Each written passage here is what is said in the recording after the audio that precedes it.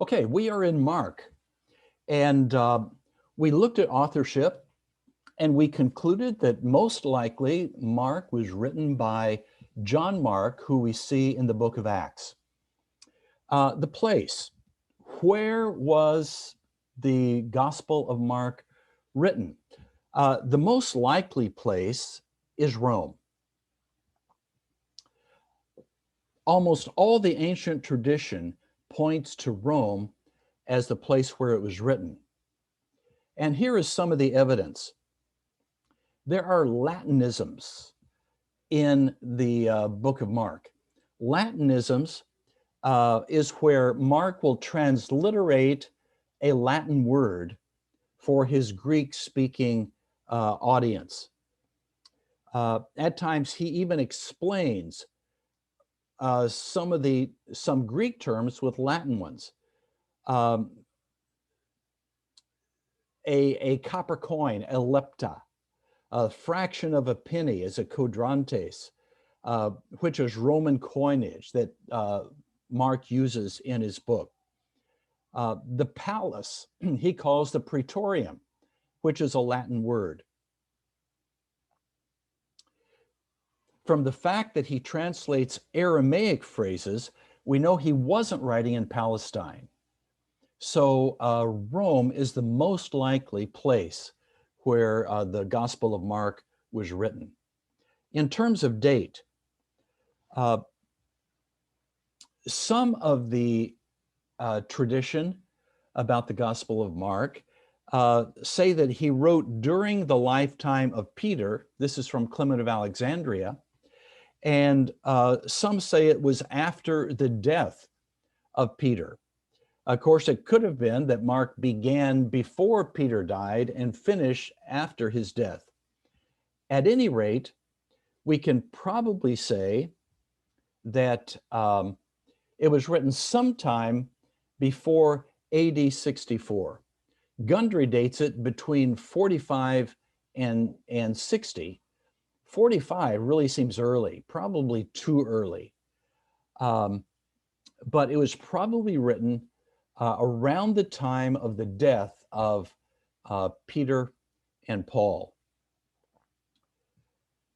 There are scholars who say that it had to have been written after AD 70 because Jesus' description of the fall of Jerusalem was so graphic that it had to have been written after it happened.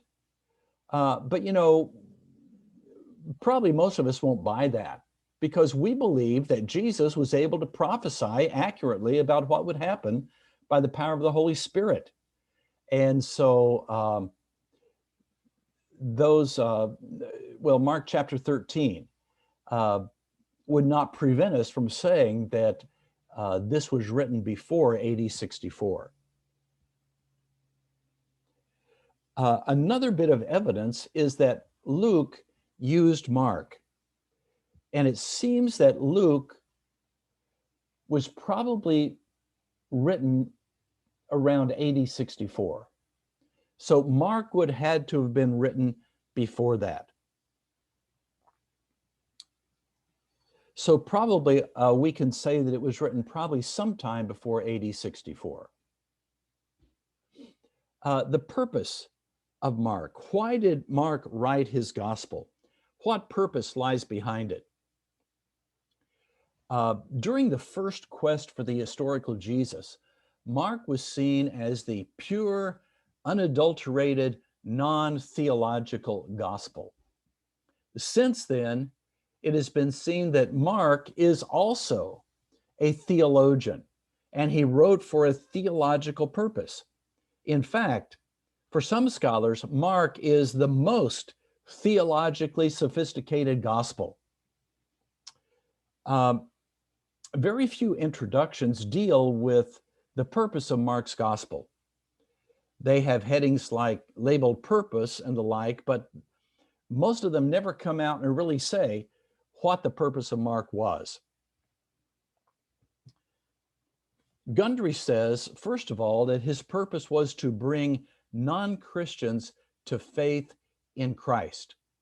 But there was a particular backdrop around or behind or in front of, however you use that term, that Mark wrote. Gundry says that he writes to counteract the manner in which Christ died. He was crucified, and that was the death of a criminal, like an electric chair, or I don't know how criminals are executed in your country, maybe by a firing squad or hung. The cross was something that was even banished from polite conversation. You would not even talk about the cross in a polite society because it was such a terrible thing. And so Gundry says that Mark wrote to contradict the manner in which Christ died. That could be a real stumbling block to some people. In fact, Paul says that the cross is a stumbling block to Jews. It's foolishness to Greeks. And to have the leader of your movement crucified as a criminal would not be a positive thing. To counteract this, according to Gundry, Mark stresses the power of Christ to perform miracles and especially to raise from the dead. Certainly, it would seem Mark wants to present Jesus as the Christ, the Son of God, the Son of Man. I believe that he also wants to show the need for a commitment to Jesus Christ in terms of discipleship. Carson and Moose say it was to let his readers know who Jesus was, the suffering Son of Man, and what was involved in real discipleship. Believers also must suffer. Do you have any questions or comments here? After question about the manner in which Jesus Christ died. Yes. We know that Jewish tradition was carried out by stoning, but Jesus was crucified as a form of execution. I don't see the significance why they executed him in the crucifixion as a form of Roman execution, Doctor. All right, you're correct that the normal form of execution among the Jews was stoning. In fact, in AD 62, James, the half-brother of Jesus, who was the leader of the Jerusalem church, was stoned. It was between prefects. So after one prefect left, before another could be installed by Rome, the Jews could do what they wanted. And so they, even though it was forbidden for them to have capital punishment, they stoned James. So at this time, the Romans were in charge, and it was forbidden to the Jews to kill anyone as a form of execution. And so they had to go to the Romans and have the Romans do it. And the Roman method of execution was crucifixion. Now, we can look at this historically like that and ask why. I think on another level, we can say that was the plan of God from the beginning. If you look at the Old Testament passages that foretell the death of Christ, you can see that it was through crucifixion. Isaiah chapter 53, Genesis 3:15, and that kind of thing. So on one level, we can say it was the will of God. On another level, we can look at it historically and ask, historically, why did it happen this way? Does that answer your question, Romer? Yes, Doctor. Thank you for answering. Maybe it helps if you will approve my research paper Okay. regarding the capital punishment. Okay. Thank you, Doctor. Be sure to footnote that now. Okay, Doctor. Thank Okay. you. Okay. Any other questions, comments? All right. Characteristics of Mark. First of all, Mark is a gospel of action. It uses terse, abrupt language and moves quickly from scene to scene. As a fast-moving plot, it draws quickly to its climax. And this is illustrated by the repeated use of the word immediately. Immediately this happened, immediately that happened, immediately. So it's fast-paced. It's sort of like watching Indiana Jones, Raiders of the Lost Ark. One thing happens and then you're not past that, and then another thing happens and you're sitting on the edge of your seat. That's sort of the way Mark is. It's fast-paced and it goes from one scene to another. Mark records personal reactions. 23 times we have words like amazed, astonished, afraid. Even Jesus' gestures are noted at times. Mark is a vivid gospel, showing that it is the testimony of an eyewitness. Eyewitness of whom? Mark wasn't there. Who was the eyewitness? Who was the eyewitness that we have in the Gospel of Mark? Maybe Peter. Okay, Peter. Mark writing from what he heard in the sermons of Peter. Mark is bluntly honest concerning Jesus and concerning others. He tells of the disciples' lack of understanding. He makes a real point. They don't understand, and Jesus is amazed at their lack of understanding. Jesus' relatives' lack of understanding. They think he's crazy from all that he's doing. And also Jesus' amazement. We are told several times that Jesus was amazed in 1:27, 10:24, and 10:32. He tells of Jesus' inability to work miracles because of people's unbelief in 6:5 and 6. He tells us that Jesus was angry in 3:5. So he's bluntly honest. He doesn't try to sugarcoat anything.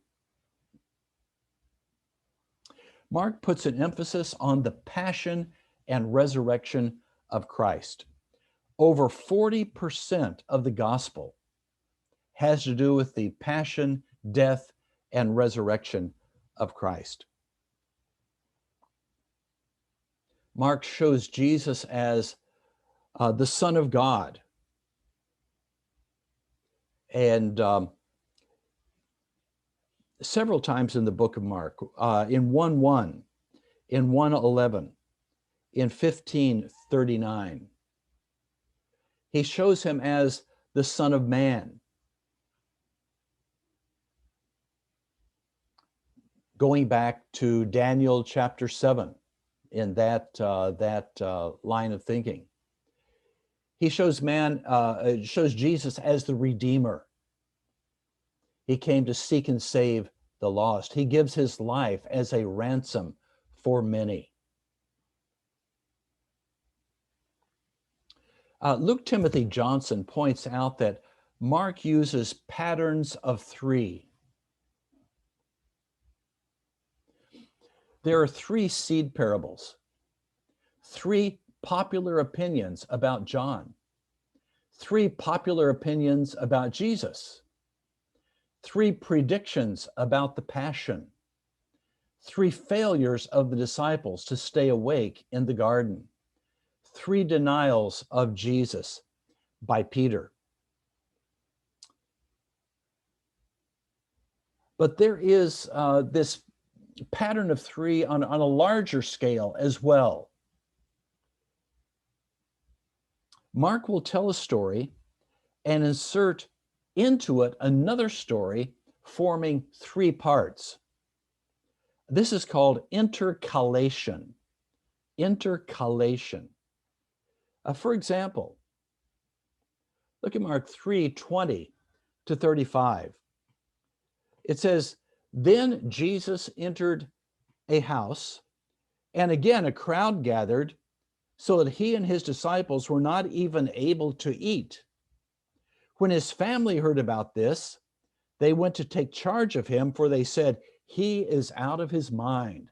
So in this first part, we have Jesus' family coming to get him and take him home. And then, sandwiched in the middle here, "And the teachers of the law came down from Jerusalem and said, 'He is possessed by Beelzebub. By the prince of demons, he is driving out demons.' So Jesus called them over to him and began to speak to them in parables. 'How can Satan drive out Satan? If a kingdom is divided against itself, that kingdom cannot stand. If a house is divided against itself, that house cannot stand. And if Satan opposes himself and is divided, he cannot stand. His end has come. In fact, no one can enter a strong man's house without first tying him up. Then he can plunder the strong man's house. Truly, I tell you, people can be forgiven of all their sins and every slander they utter. But whoever blasphemes against the Holy Spirit will never be forgiven. They are guilty of an eternal sin." He said this because they were saying, "He has an impure spirit." And then we go back to where we were at the beginning. Then Jesus' mother and brothers arrived.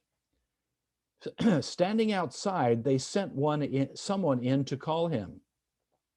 A crowd was sitting around him, and they told him, "Your mother and your brothers are looking outside for you." "Who are my mother and my brothers?" he asked. Then he looked at those seated in a circle around him and said, "Here are my mother and my brothers. Whoever does God's will is my brother and sister and mother."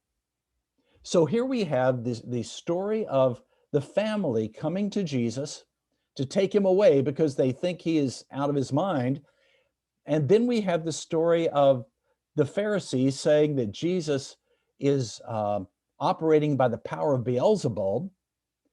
And then we have, again, the story of Jesus' family. Now, it makes you wonder, in this story about the Pharisees, Jesus says, "A house divided against itself cannot stand." Okay? A house divided against itself cannot stand.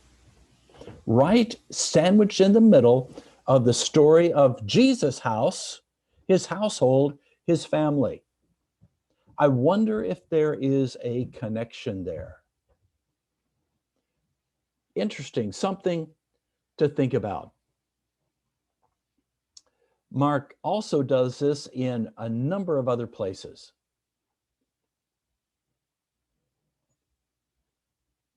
In chapter 5, we have the story of Jairus' daughter. Jesus comes from across the lake back to Capernaum, and Jairus says to Jesus, "Come and heal my daughter. She's at the point of death." And Jesus says, "Well, I think I can work you in next Tuesday." Is that what he said? He said, "No, let's go." So he started off with Jairus to minister to Jairus' daughter. And then we have the story of the woman with an issue of blood who comes, reaches out and touches Jesus, thereby making him ceremonially unclean, and she's healed. She has faith that if she can just touch his garment, that she can be healed, and she is. And Jesus knows what has happened.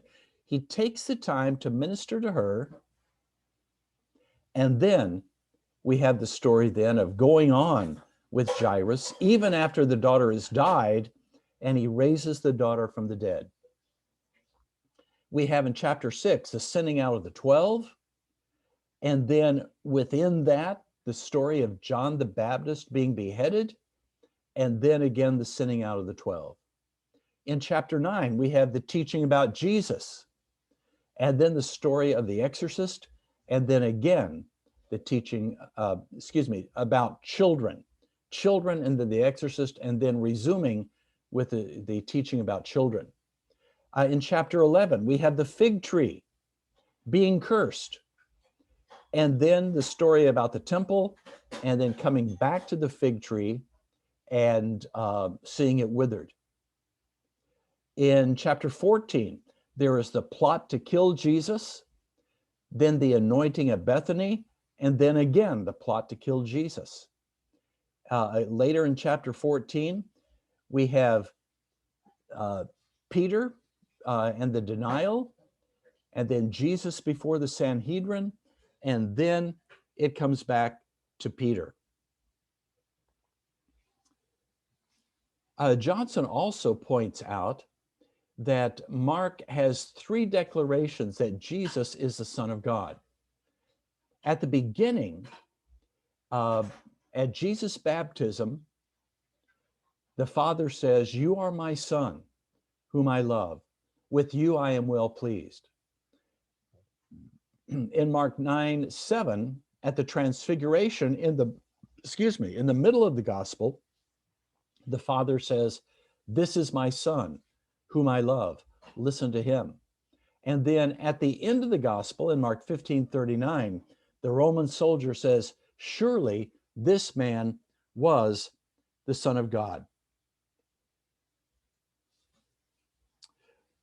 Now, there's another group of 3 here that I want to point out. Mark 12:21, there Jesus deals with the disciples' inability to see what he meant when he mentioned the leaven of the Pharisees. It says the disciples had forgotten to eat bread except for 1 loaf that they had with them in the boat. "Be careful," Jesus warned them. "Watch out for the yeast of the Pharisees and that of Herod." They discussed this with one another and said, "It is because we have no bread." Aware of their discussion, Jesus asked them, "Why are you talking about having no bread? Do you not see or understand, or your hearts hardened? Do you have eyes but fail to see and ears but fail to hear? And don't you remember when I broke the 5 loaves for the 5,000? How many basketfuls of pieces did you pick up?" 12, they replied. "And when I broke the 7 loaves for the 4,000, how many basketfuls of pieces did you pick up?" They answered, 7. He said to them, "Do you not understand?" We have spiritual blindness here. And then in the next verses, it says this: Jesus and his disciples went on to the villages around Caesarea Philippi. On the way, he asked them, "Who do people say I am?" They replied, "Some say John the Baptist, others say Elijah, and still others one of the prophets." "But what about you?" he asked. "Who do you say I am?" Peter answered, "You are the Messiah." Jesus warned them not to tell anyone about him. Now, right between these stories of perceiving, seeing in an intellectual sense, there is an unusual story of Jesus healing a blind man in stages. It says they came to Bethsaida, and some people brought a blind man and begged Jesus to touch him. He took the blind man by the hand and led him outside the village. When he had spit on the man's eyes and put his hands on him, Jesus asked, "Do you see anything?" He looked up and said, "I see people. They look like trees walking around." Once more, Jesus put his hands on the man's eyes. Then his eyes were opened. His sight was restored, and he saw everything clearly. Jesus sent him home, saying, "Don't even go in to the village." Now, is there any kind of connection between these three stories? The stories of first spiritual blindness, and then physical blindness, and then spiritual blindness again. Do you think there's any connection between these three stories?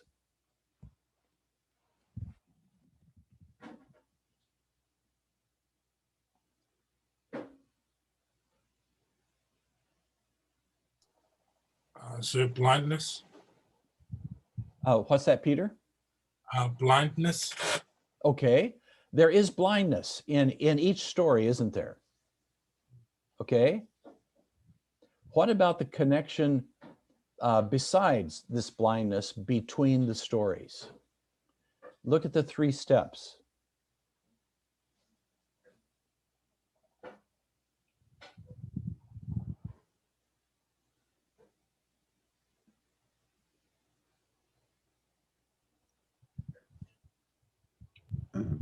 Dr. Kalen, Yes. could it be that in the three, the connection would be that for even spiritual, either spiritual blindness or physical blindness, Jesus is enough to satisfy whatever blindness people is exposed to or suffering for, and he's the only way to satisfy either one. Like that kind of connection could be exposed by Mark, so people can understand that regardless what is your heart condition or your physical condition, God, Jesus is enough to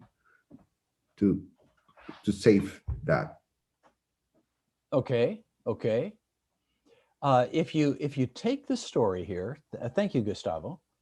If you take the story here of the man being healed of blindness, in a sense, that is a paradigm for what we have right before it and right after it. He is blind. He cannot see. Jesus spits on his eyes, and he is given sight, but the sight is not good. It's not clear. People look like trees. And then Jesus heals them.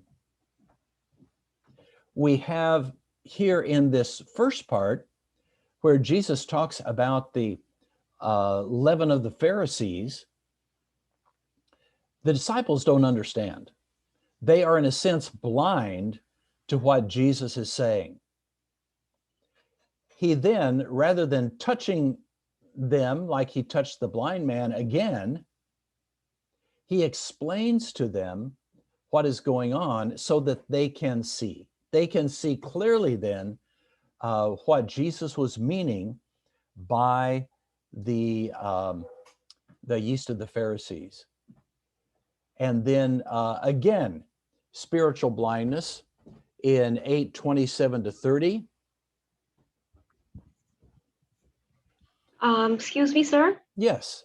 Mm-hmm. Can we conclude from this that he's trying to stress that spiritual blindness is like more important than physical one because he starts and ends with it? Yeah, perhaps so. Perhaps so. I know that he would say that. And maybe Mark, by putting it like this, would want to communicate that. Yeah. But it seems like that here we have sort of a paradigm in the physical blindness for people receiving revelation and then understanding. Okay. So Yes. thanks for confirming that. Because I'm taking Mark's theology at the moment, and it's exactly what you explained is what our teacher said. Oh, okay. Okay. Well, good. I'm glad that there's somebody else who knows what they're talking about. No, I'm just kidding there. I'm just kidding. Okay, good. Thank you for that, Peter. All right, let's look at some other observations about Mark. Mark was possibly a witness to the arrest of Jesus in the garden. In Mark 14, 51 to 52, it says, a young man wearing nothing but a linen garment was following Jesus. When they seized him, he fled naked, leaving his garment behind.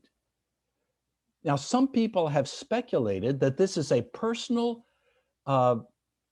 remembrance of Mark himself. Why would Mark put this in his gospel? It has no connection with anything.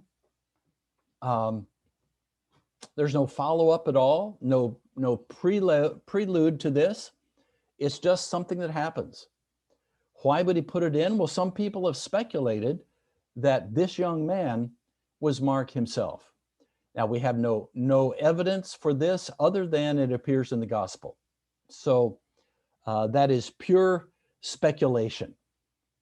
But I would say that that is a possibility.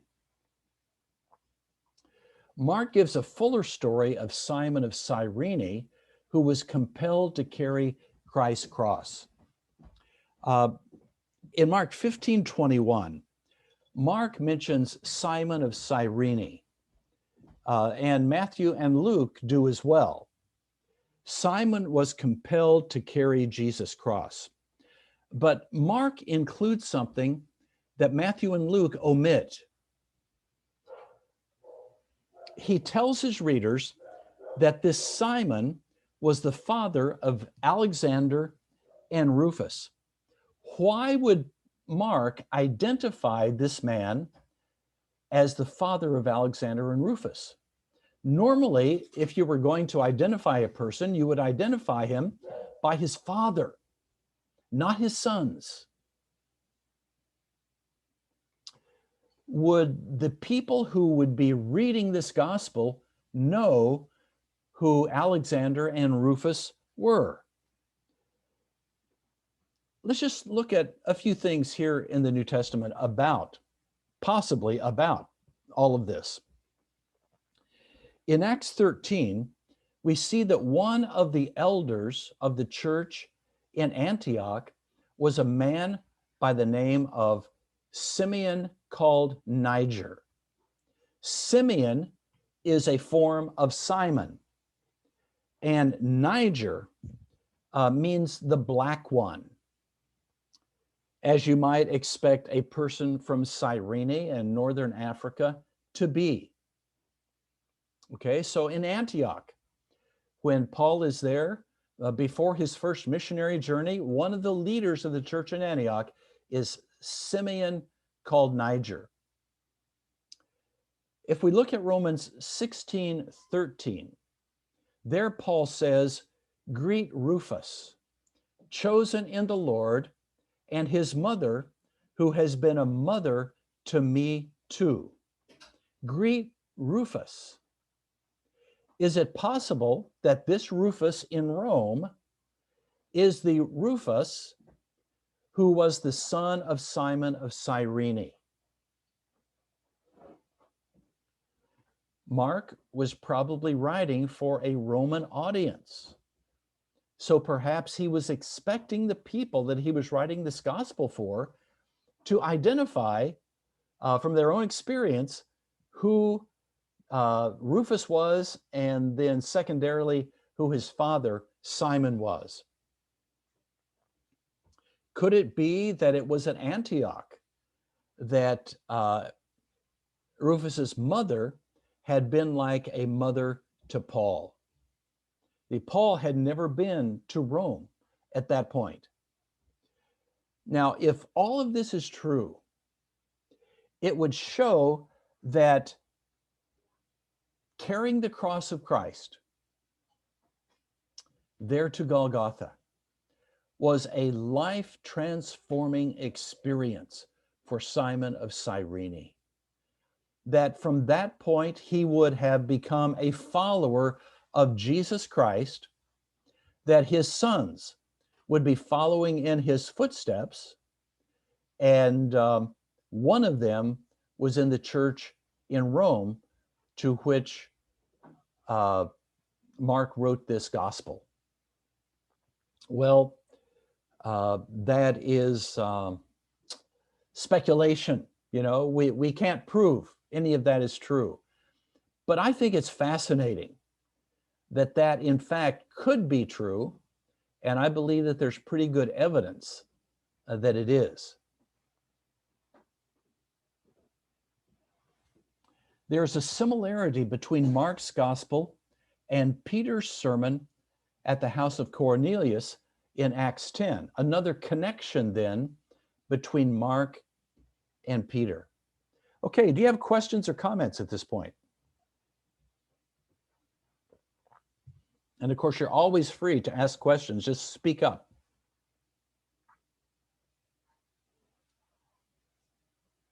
Questions, comments? All right. The ending of Mark. The last part of Mark's gospel, 16:9-20, does not seem to have been original. The oldest and best manuscripts do not contain it. Now, this is a matter of controversy today. There are those who believe that they have enough evidence to say that these verses were original. For the last couple hundred years, ever since the rise of textual criticism, it has been said by most scholars that 9-20 was not original, and most feel like that is quite obvious. Several of the oldest and best manuscripts don't have this in it. A few contain a shorter ending. Now, we know that the longer ending existed in the 2nd century because Tatian and Irenaeus knew it. But the earliest Greek manuscript that we have that has this in it is from the 5th century. A 10th century Armenian version attributes the longer ending to a presbyter Ariston, perhaps referring to Aristion that was mentioned by Papias, but this manuscript is probably too late to be of any value. The most satisfactory explanation is that the longer and shorter endings were attached to round out what seems to be a very abrupt and awkward ending. Some have speculated that the ending and perhaps even the beginning of the Gospel of Mark is missing. If the beginning is ending, then it may have had an infancy narrative, but there's no textual evidence for that at all. Others say that something happened to Mark at this point that prevented him from ending the book as he intended. Others have speculated that Mark planned a 2nd volume similar to Acts. The bottom line is that we don't really know what happened here, but that it probably ended with verse 8, where it says that they were frightened and told no one about this. That's not a very impressive way to end a book. So some have speculated that these endings were put on to round it out and bring a more satisfactory ending.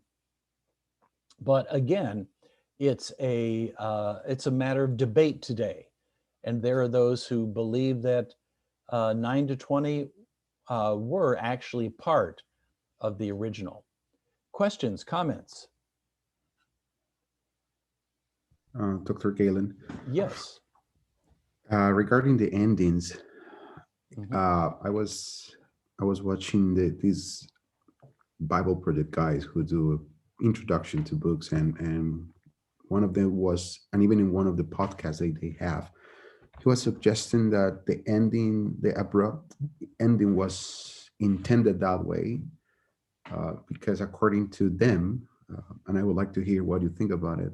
According to them, there are some other like interrupted or not answered questions the within the gospel about who Jesus was, that apparently Mark was intending to people to figure it out by themselves, like to let them see with the evidence put into the gospel, that to think by themselves who Jesus was. And that's why they proposed that idea of the ending of Mark being so abrupt, to let the reader come with this conclusion by themselves. What would you think about it? Is that a possibility, or? I would say it's a possibility. That's one position that people take. So yes, it's a possibility. In terms of the fact that the women said nothing to anyone, well, that's true at first, but eventually they did. Word got out about the resurrection.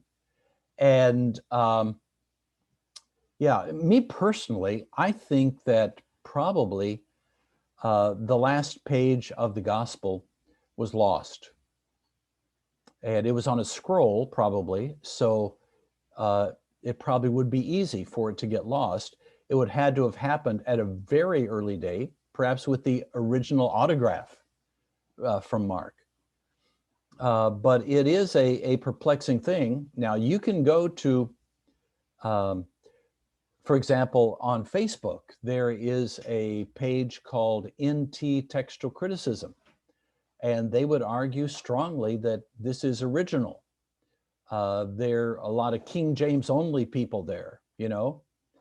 They go for the Byzantine manuscripts, those beautiful manuscripts that came later on, smoothed out Greek and all. So it is a matter of debate today. So I will just leave it with you. At least you'll know the issues that we have here. Any other questions or comments? All right, let us take a 10-minute break. Have a good one, get some coffee, and we'll see you in 10 minutes.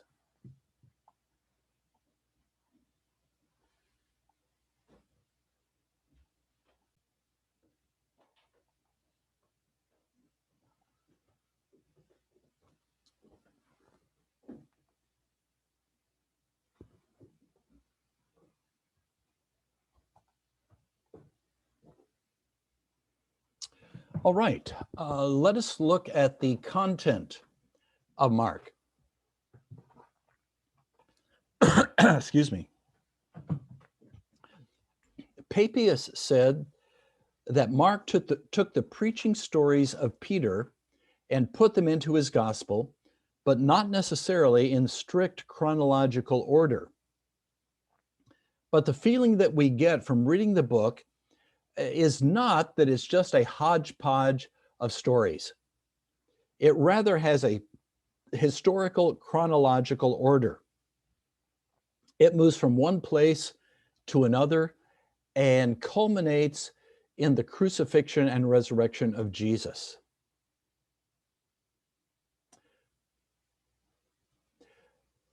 Under Right Now Media, I don't know if you're familiar with that website, but they have different things from the New Testament, and you can look that up there. You can get that off your PowerPoint and give that a try. Mark's outline has been called the synoptic or the Markan framework. The other evangelists follow Mark in the order of events. So there is a pattern that emerges in the Gospels. We have the birth of Jesus, ministry of John the Baptist. Now, the birth of Jesus is in Matthew and Luke. The ministry of John the Baptist, Jesus' ministry in Galilee, the key turning point, Peter's confession at Caesarea Philippi, "You are the Christ, the Son of the living God." The Son of the living God part is from Matthew. And we have then Jesus' journey to Jerusalem and Jesus' passion, death, and resurrection. Here is Kümmel's outline of Mark. First, the introduction, first 13 verses.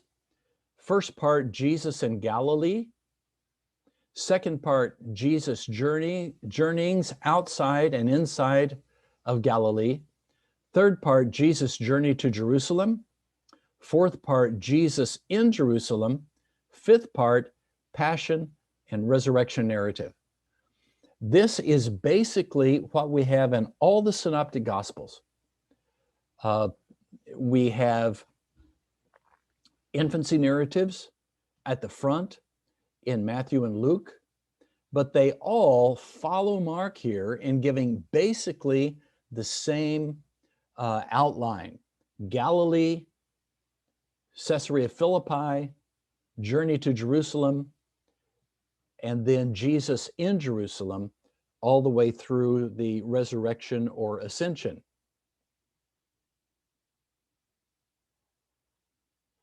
Now, we noted that Mark omits Jesus' birth. And from the Gospel of John, we know that Jesus ministered in Jerusalem before the final journey there. And Luke also tells us of a ministry in Judea earlier in Jesus' ministry. So this is a little perhaps simplistic here, but in the synoptics, that's basically the way that we see it. So Mark is abrupt. He gives very little interpretation. He goes for short, simple facts. Now, that doesn't mean that Mark is brief. When he tells a story, he tells the whole story. Generally, if there are changes in Matthew or Luke, they abridge Mark. If Mark tells fewer incidents of Jesus' life, Mark gives fewer instances in Jesus' life and fewer discourses. But where they all three give the same kind of thing, Mark is very often the longest. He also stresses the supernatural power of Jesus Christ. Passages that are unique to Mark, and there are not many. In chapter 4, we have the parable of the growing seed. In chapter 7, we have the healing of a deaf and mute man. In chapter 8, the healing of a blind man at Bethsaida. In 11, we have the forgiveness of sins. And in 14, the young man in the linen garment. So there is very little that is actually unique to Mark. Theological issues in Mark. First of all, what's been called the Messianic Secret. In the Gospel of Mark, we see that Jesus told people not to tell anyone that he was the Messiah. Look at these passages. Of the demons, it says, he would not let the demons speak because they knew who he was. Jesus said to the leper, you must not tell this to anyone. Whenever the impure spirits saw him, they fell down before him and cried out, you are the Son of God. But he gave them strict orders not to tell others about him. Concerning the healing of Jairus' daughter, it says, he gave strict orders not to tell or not to let anyone know about this. Concerning the healing of the deaf and dumb man, it says, Jesus commanded him not to tell anyone. To the blind man who was healed, Jesus said, Jesus sent him home saying, don't even go into the village. And some manuscripts read, don't tell anyone in the village. After Peter made his confession that Jesus was the Christ, it says Jesus warned them not to tell anyone about him. After the transfiguration, it says, as they were coming down the mountain, Jesus gave them orders not to tell anyone what they had seen until the Son of Man was risen from the dead. Now, why do you think Jesus did this? Why did he not want people to know who he was? What do you think?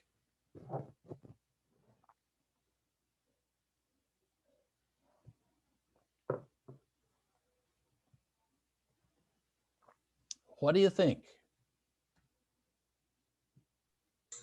Well, the obvious reason would be because it wasn't time yet, and the hotheads and the zealots might use him as a figurehead to start their idea of the kingdom of God coming, and cause a rabble rising and a rebellion, and that would circumvent Jesus' main mission, which is to die on the cross and come back. Okay.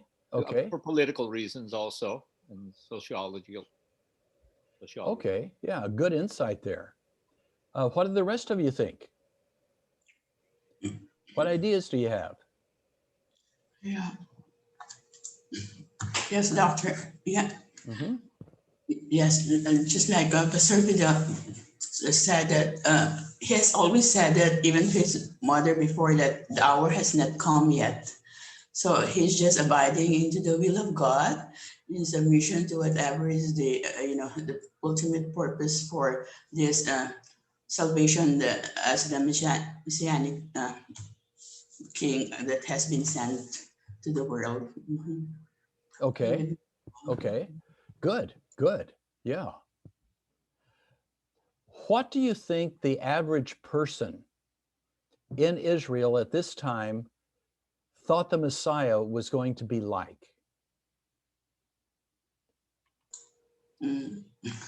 Yes, no. Yeah, as before, they have been saying that he is the kingly Messiah. It's not the servant Jesus that has been born in a manger. That has been the conception, or the expectations of the world. Okay. Thank you. What is the Messiah going to do? Reign. Okay, he's gonna. It's more on politics. It's more on reigning and taking authority, and rather than the salvation of man dying on the cross, it's the other way around. Okay, so they are looking for a political ruler. Yeah. Someone who's going to set up a throne in Jerusalem and rule from there. What's he going to do to sinners?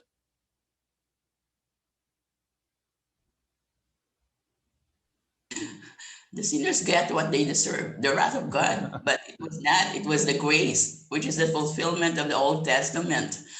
Okay. The grace is the New Testament. Okay. And he's going to get rid of the Gentiles. And extend it to the Gentiles as well. He's going to rule with a rod of iron. And that is what they were looking for. But that's not what Jesus was. That's not why he was coming. And like Bayan said, if they saw him as a political ruler that's coming, that is a misconception of Jesus' ministry. And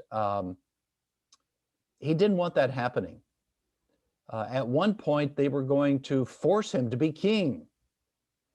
We're told in the Gospel of John. So Jesus didn't want, at this point in his ministry, he didn't want that word getting out because it would give people the wrong impression. Now,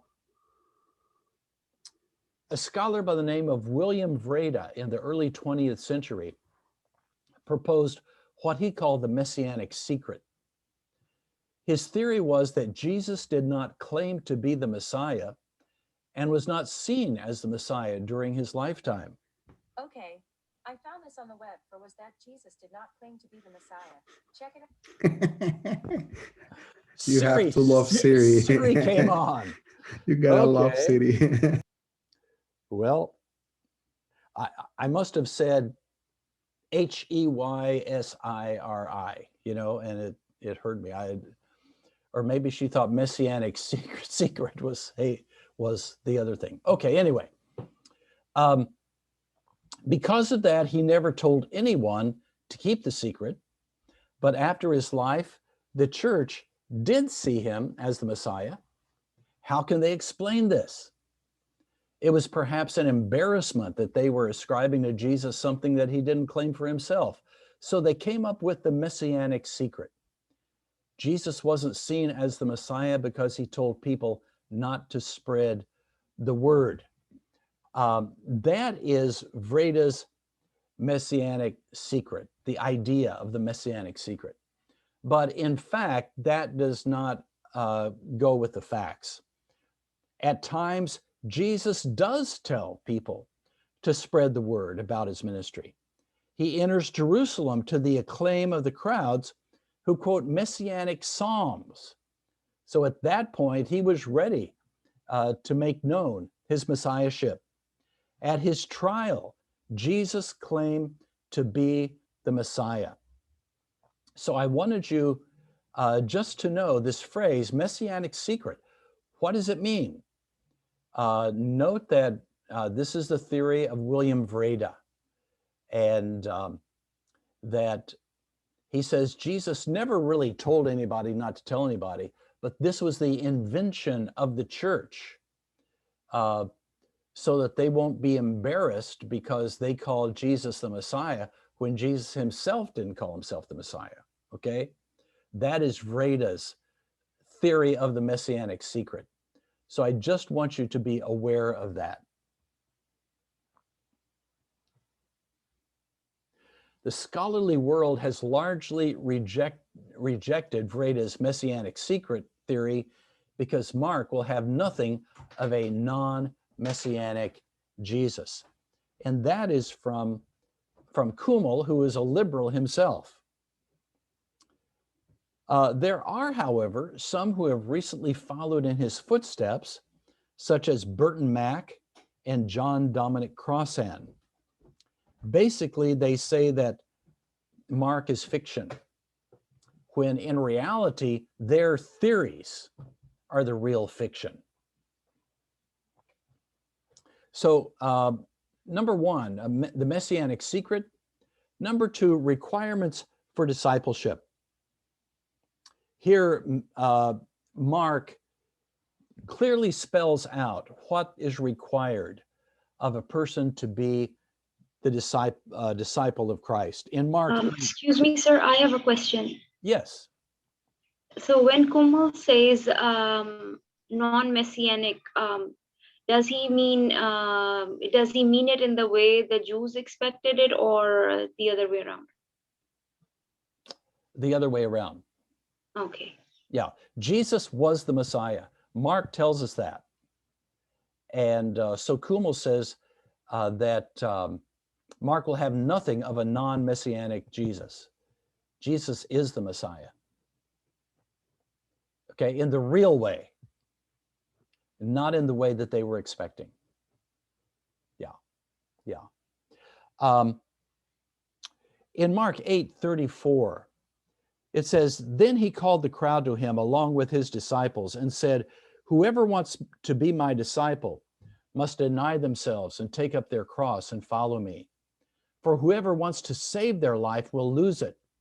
But whoever loses their life for me and for the gospel will save it.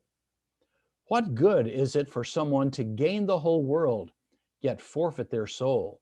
Or what can anyone give in exchange for their soul? If anyone is ashamed of me and my words in this adulterous and sinful generation, the Son of Man will be ashamed of them when he comes in the Father's glory with the holy angels.'" Jesus' ministry took him to the cross. And the followers of Jesus are also going to have to suffer for their commitment to him. And then thirdly, Mark's Christology.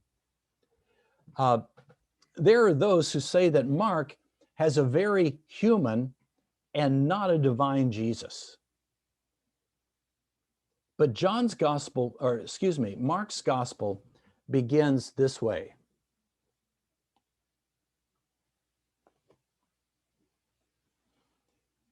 The beginning of the good news about Jesus the Messiah, the Son of God, as it is written in Isaiah the prophet, I will send my messenger ahead of you who will prepare your way.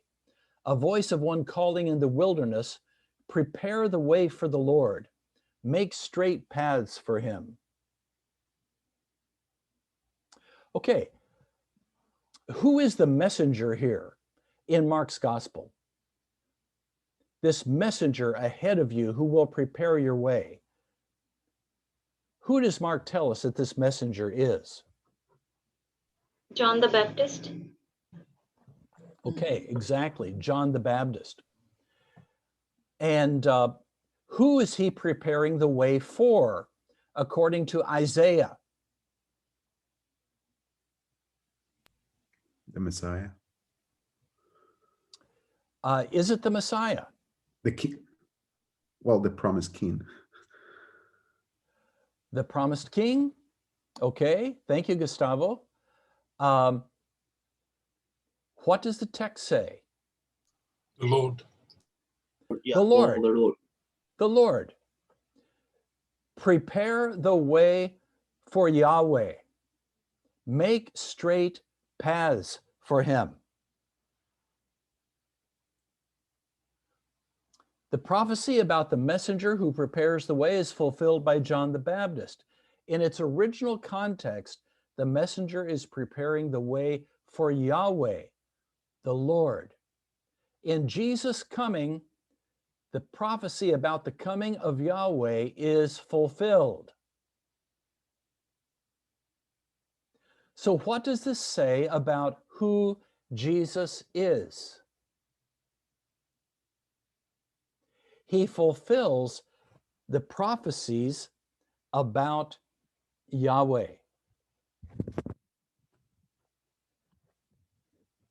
So when the Old Testament talks about God returning to his temple or Yahweh returning to Zion, those prophecies are fulfilled when Jesus comes to Jerusalem. So Jesus fulfills the prophecies about the coming of God himself. What then does that say about Jesus? This is the God who saves. All right, all right. It identifies Jesus with God. And that is a very high Christology.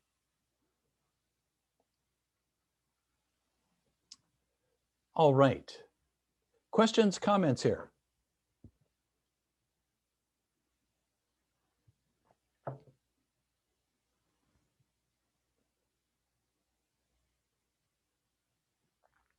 In Mark, we see Jesus as the Messiah, the Son of David, the Son of God, the Son of Man, and the Lord.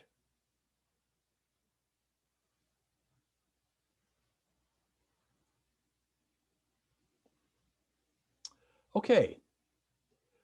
Do you have any questions or comments here as we finish up our look at Mark?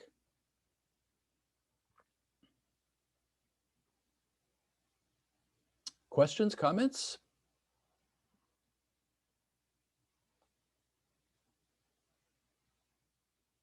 All right.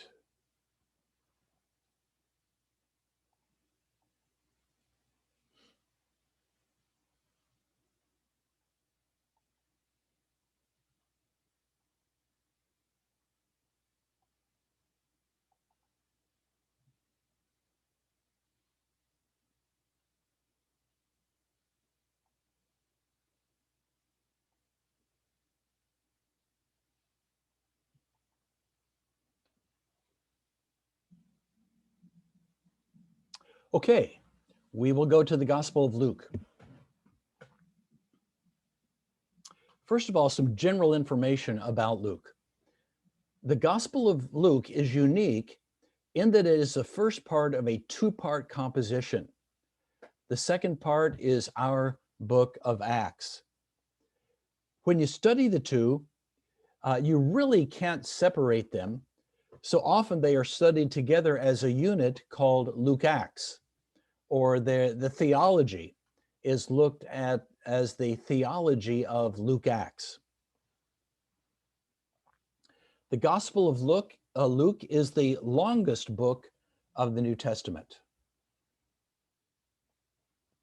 Luke is the largest contributor to the New Testament, 28%. He wrote more of the New Testament than Paul. Even though Paul wrote more books, letters, in terms of actual words, Luke wrote more of the New Testament than Paul. Now, how can we classify Luke as a genre? It's been classified as a gospel because of its relationship with the other gospels. It's very much like Matthew and Mark. But it's also part of a two-volume work, Luke Acts, and Acts is classified as historical writing. So should Luke be considered in the genre gospel, or should it be considered as a historical genre? It's been classified both ways by scholars. Probably it should be classified as a gospel because of the character of the writing and the similarity to the other synoptics. Luke gives his purpose and method in 1:1-4. Many have undertaken to draw up an account of the things that have been fulfilled among us, just as they were handed down to us by those who from the first were eyewitnesses and servants of the word. With this in mind, since I myself have carefully investigated everything from the beginning, I too decided to write an orderly account for you, most excellent Theophilus, so that you may know the certainty of the things you have been taught. Merrill Tinney gives several inferences from this. Number one, in the time of the writer, a number of works were extant that contained only a partial or possibly garbled account of Jesus' life and work. Luke attempted to give a more complete and/or orderly account. These accounts had attempted some systematic arrangement of available facts. These facts were well known to the Christian world and were accepted independently of the narratives. The author felt himself at least as well qualified as the others and is capable of writing an account on his own responsibility. His information came from competent official sources. He was conversant with the facts either by observation or inquiry. Luke did research. He studied, he interviewed. He did research when he did this. Now, it was inspired by the Holy Spirit, but it didn't just come on a gold platter from heaven.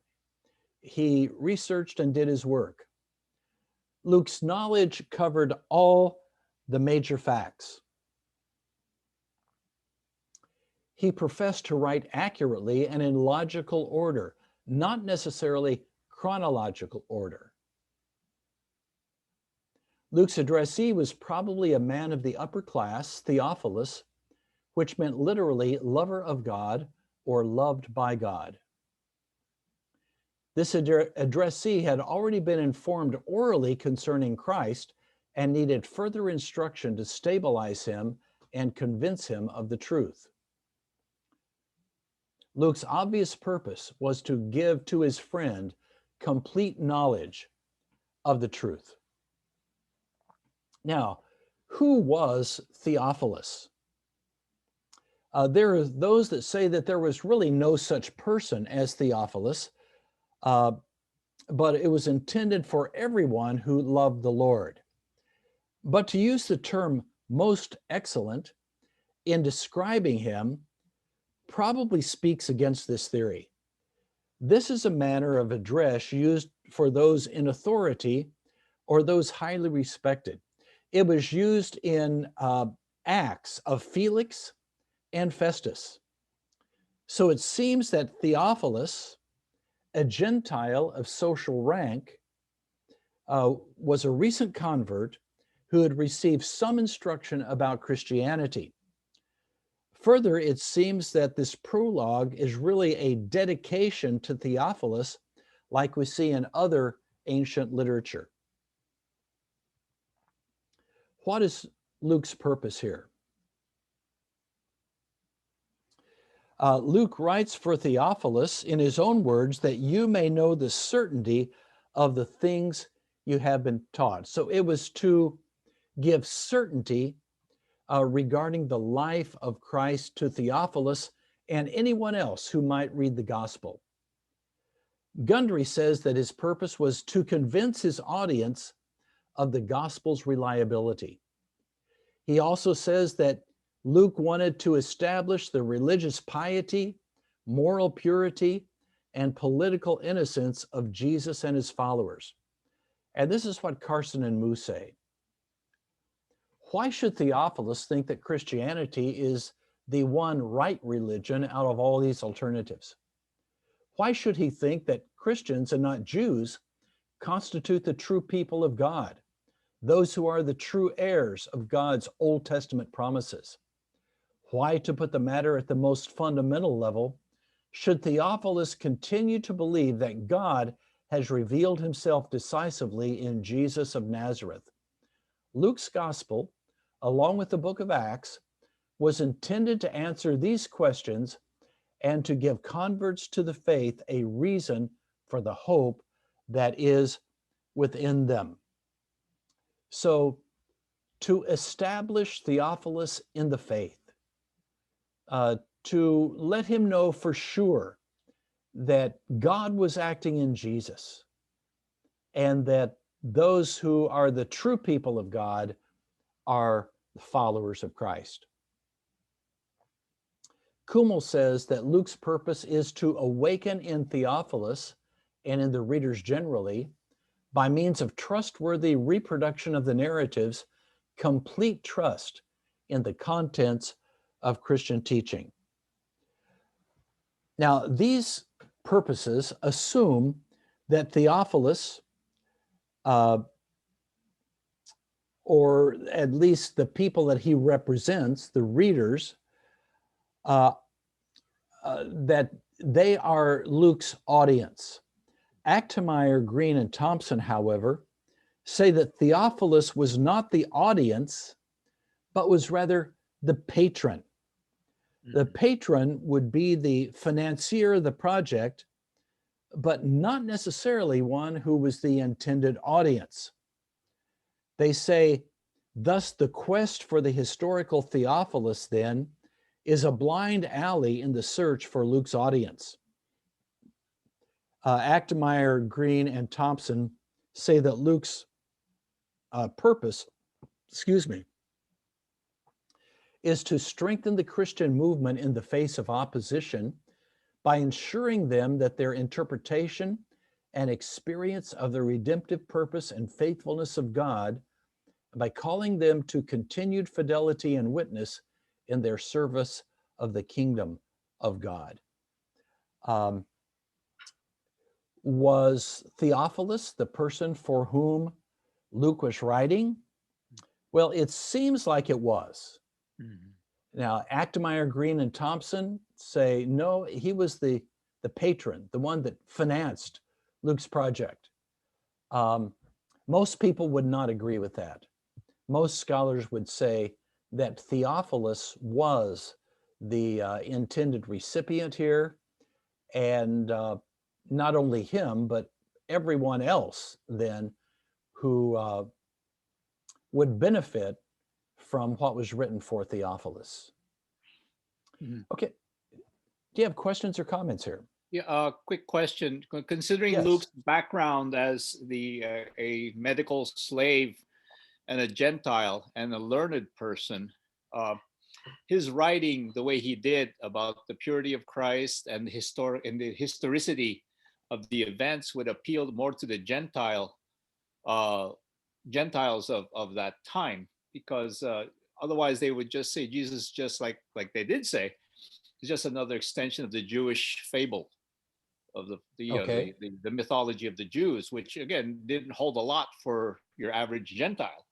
Whereas if Luke's gospel could portray Christ as someone that they could relate to on their level as Greeks and Gentiles and Romans and such, people of reason and all that, and philosophy, then it would be a wider net that Luke is weaving to just get more people into the church, at least to listen, without just shrugging like what happened to Paul when he went up to talk to the Greek philosophers in Athens. You know, he wasn't just babbling on like Paul. He did try to present something that people could relate to. Okay, good insight. As we're going to see here in just a minute, Luke is the only Gentile author of a book in the New Testament. Amen. So he would have a special heart for Gentiles. Theophilus, the name Theophilus, is Greco-Roman. It is not Jewish. So this person was probably not a Jew that he's writing for. So yeah, good insight there, Bayan. Any other questions or comments here? All right. Let's go to authorship. The evidence is overwhelming that the author of Luke is also the author of Acts. In writing style, vocabulary, and theological perspective, the two books are very familiar, are very similar. But both books are addressed to Theophilus.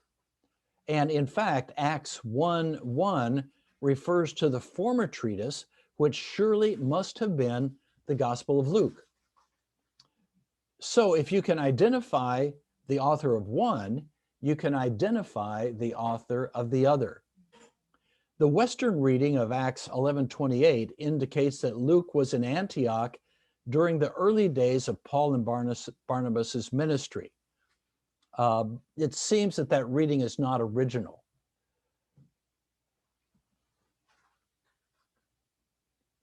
Acts has we sections, meaning that Luke Acts is not completely anonymous.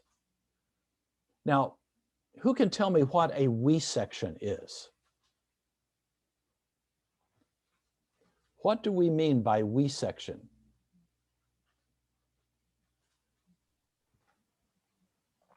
That the writer includes himself in the narrative. All right, very good.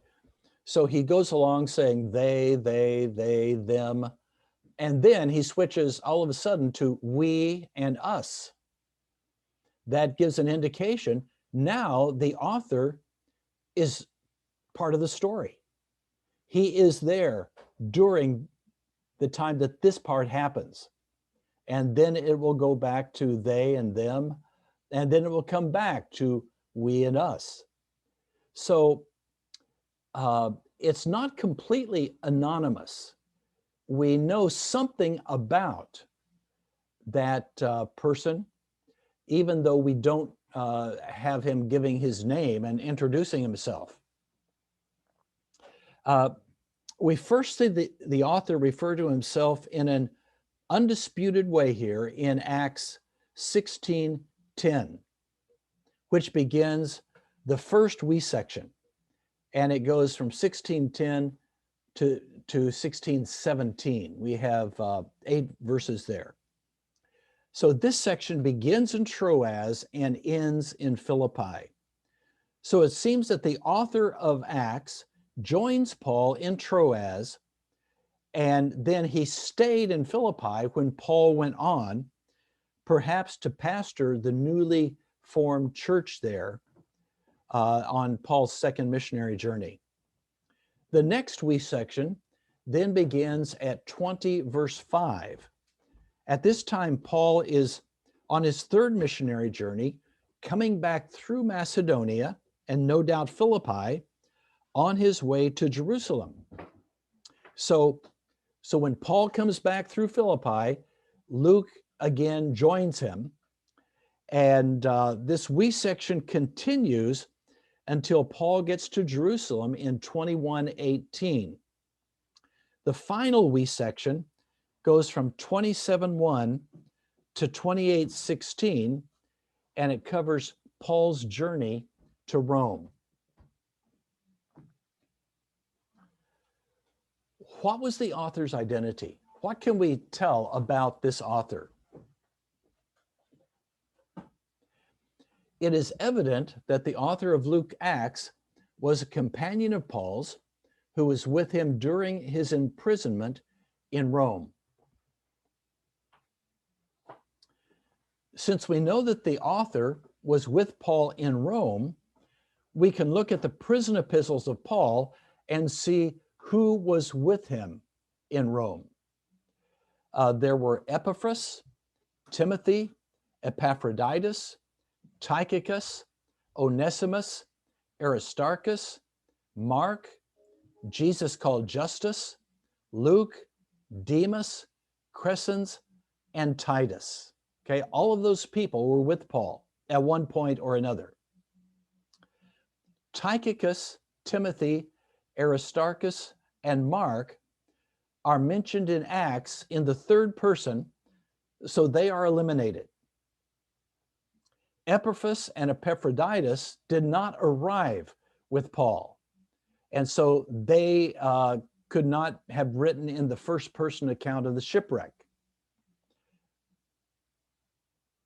Demas abandoned Paul, and his authorship would be very improbable. Of the rest, only Luke has patristic tradition, and so is our most likely candidate. What do we mean by patristic tradition?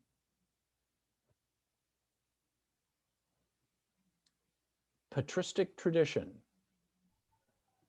Church fathers. All right. Patristic referring to the church fathers. And the church fathers tell us that Luke was the one who wrote Luke Acts. What can we tell from the internal evidence about this author?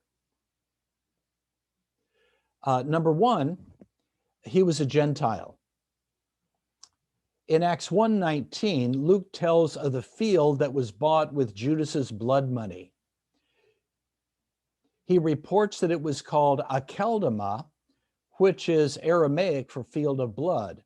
And he says that it is in their language. That is the language of the Jews. He doesn't say it is in our language. So he distances himself here from the Jews. I mean, he identifies himself as not being a Jew.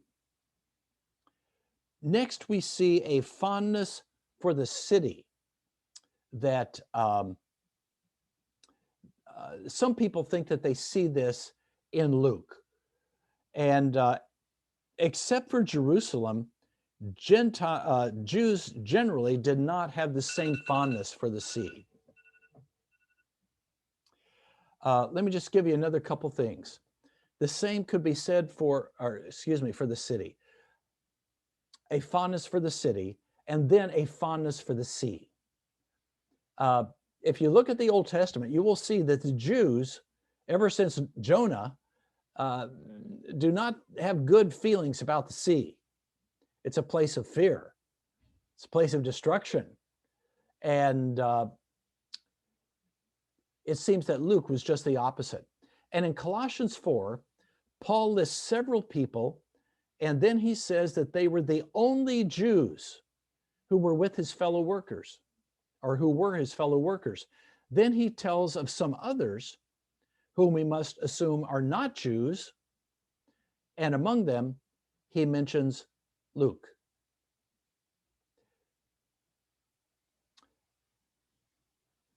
Luke was a physician, we're told in Colossians 4:4. The language of Luke Acts lends itself to being written by a physician, although it doesn't demand it, but it's certainly compatible with being written by a physician. The external evidence overwhelmingly supports Luke's authorship, and the internal evidence also seems to support it. Okay, our time is up. Before we go, do you have any questions or comments? All right. We will see you on Friday morning. God bless you. Thank you, Doctor. Thank you, sir. God bless. Thank you. God bless you. Sir. God bless you, sir. Take care. Mm-hmm.